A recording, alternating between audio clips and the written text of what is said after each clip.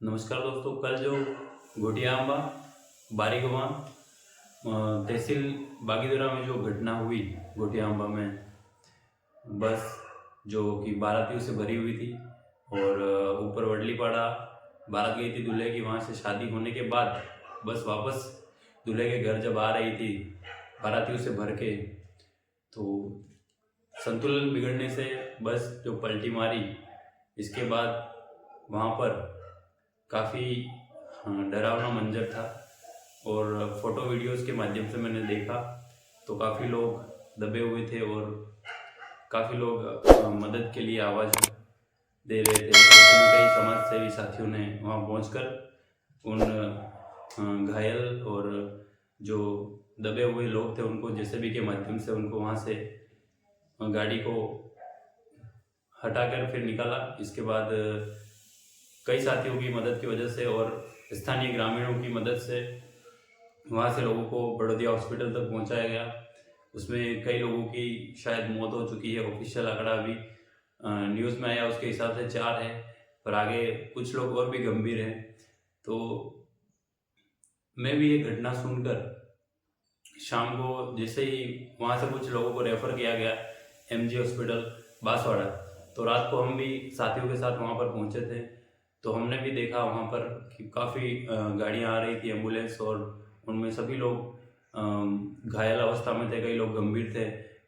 कई लोग मतलब देख के अपने आप को अलग ही वो हो रहा था, क्योंकि लोग दबे होने के कारण कई लोगों के उसमें से बच्चे भी थे, छोटे बच्चे थे, उसमें से कई लोग बुजुर्ग भी थे, कई लोग 20 से 30 वर्ष की आयु के भी थे।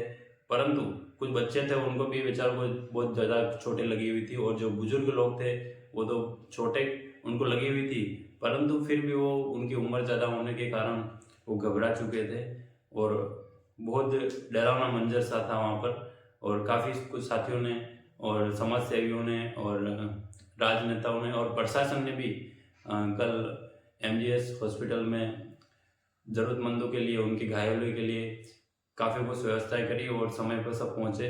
और कई लोगों की समय पर हॉस्पिटल पहुँचने से भी जान बच गई, ऐसा भी मानना मेरा है। क्योंकि समय पर अगर घायल को इलाज मिल पाएगा तो वो अपने आप को या फिर उसकी जान बच जाएगी। तो मैं ये सब घटना देखते हुए कल की जो घटना देखी उसके उसका उदाहरण लेके मैं आप सभी से यही कहना चाहूँगा कि कहीं भी जा रहे हो, प्रोग्राम में जा रहे हो या कुछ भी हो, तो अपने परिवार को एक साथ, पूरे परिवार एक ही वाहन में यानी एक ही गाड़ी में सफ़र नहीं करें। क्योंकि आजकल जो घटनाएं देखने में आ रही है, तो लगातार जो घटनाएं यहाँ बांसवाड़ा की थी वो तो ठीक है, बाकी दूसरी जगहों की भी घटनाएं हमको देखने को मिलती है जिसमें पूरा परिवार एक साथ समाप्त हो जाता है, एक्सीडेंट का शिकार हो जाता है। तो हम आप सभी से मैं यही गुजारिश करना चाहूँगा कि कहीं भी सफ़र कर रहे हो या फिर कहीं भी शादी ब्याह मौत मरण प्रोग्राम में कहीं भी जा रहे हो आप, यात्रा कैसे भी परिस्थिति में, परंतु पूरे परिवार को, यानी कि अपने परिवार में 10 सदस्य है तो 10 सदस्य एक ही गाड़ी में सफ़र मत करो। इससे क्या है कि कभी भी कोई हादसा हो जाए तो उसमें पूरा परिवार फिर ख़त्म हो जाता है। तो हो सकता है थोड़े थोड़े बढ़ के या फिर अलग अलग कोई गाड़ी हो, वाहन हो, तो उनमें जाए और एक साथ जाने से बचे। क्योंकि अगर एक साथ अभी बहुत सारी न्यूज़ हम पढ़ते हैं जिसमें पूरा पूरा परिवार खत्म हो जाता है, तो यहाँ से हमको सभी को ये मैसेज सीखने की ज़रूरत है कि अगर हम एक साथ गए तो ये सारी चीज़ें भगवान ना करे कभी हो जाए, परंतु हो गई तो फिर हम क्या करेंगे। बड़े बुजुर्ग हमारे कहते हैं कि होने को कोई नहीं टाल सकता है, परंतु फिर भी हम प्रयास कर सकते हैं कि अपने साथ जो होना है वो तो होके रहेगा, परंतु हमारा प्रयास जरूर होना चाहिए कि हम कहीं भी जाए सफ़र में तो एक साथ पूरे परिवार को एक ही वाहन में नहीं ले जाए। और मैं आप सभी से वाहन चलाने वाले साथियों से और सभी आजकल बहुत सारी, कल मैंने एक न्यूज़ और पढ़ी थी, उदयपुर में 3 युवाओं की, एक ही गांव के युवाओं की मौत हो गई बाइक एक्सीडेंट में। और उसमें फिर एक युवक की पत्नी ने सदमे में आकर आत्महत्या कर ली। तो ऐसे परिवार फिर बिखर जाते हैं, परिवार खानदान खत्म हो जाते हैं पूरे पूरे, या फिर बाकी अपन से पीछे जो लोग हैं वो परेशान हो जाते हैं।